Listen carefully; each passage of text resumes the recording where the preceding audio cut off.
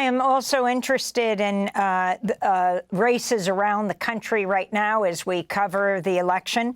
You tweeted with others like Texas Congressmember Greg Casar to encourage other members of the House Democratic Caucus to support Jamaal Bowman here in New York. A massive multi-million-dollar ad campaign has been launched against him, who is a two-term Congress member. Can you talk about your support for your colleague? Yeah. Absolutely. Well, and let me start saying, I had a meeting with seniors, about 75 seniors earlier this week, and they were asking me how to protect Social Security. They were asking me, why are we not doing more about affordable housing? Why is healthcare so darn expensive? And my response was, because of the big money in politics.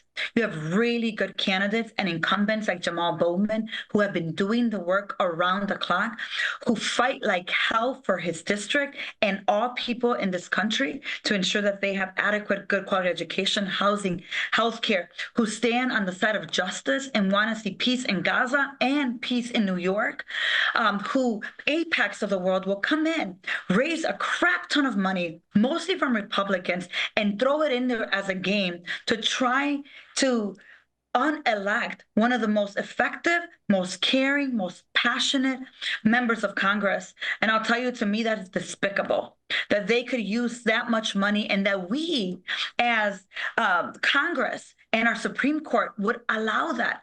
They are literally trying to purchase that election because he dared to stand for peace and justice, because he chose to say, I want food, I want peace, and not bombs. And because he is a man who always has stood on the side of the people, of the working class people, you have this man running against him, laughing when he is asked about how he's taking money from places like AIPAC. You have crypto getting involved. And so I really hope that New York voters are watching closely, that they're trying to buy this election, and then they're preparing themselves to try to buy more elections across the country. And certainly we know that they're trying to come also after Congresswoman Cori Bush. And we have to say, absolutely not.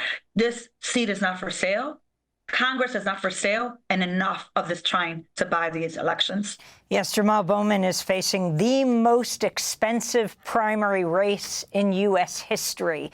Imagine if that money went to housing and healthcare and education in that district instead of campaigns to smear him. Imagine if we used that money for helping working class people.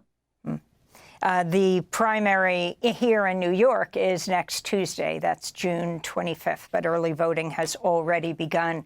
Finally, Delia Ramirez, how open is the Biden administration to hearing your immigration advocacy?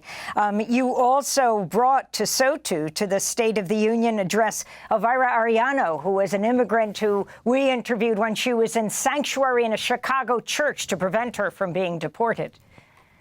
Yeah.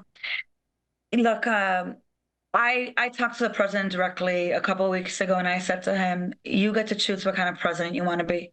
The president that keeps families together, the president that separates them. You get to decide what kind of president you are. Are you the president that welcomes people seeking asylum because you understand your own immigrant experience of maybe 100 years ago, or are you going to be the one that restricts it?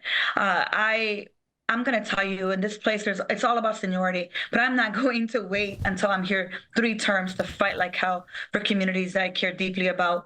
I know that he heard me, particularly, not on the asylum, but certainly on keeping families together, because I made it really personal. This is about Boris Hernandez.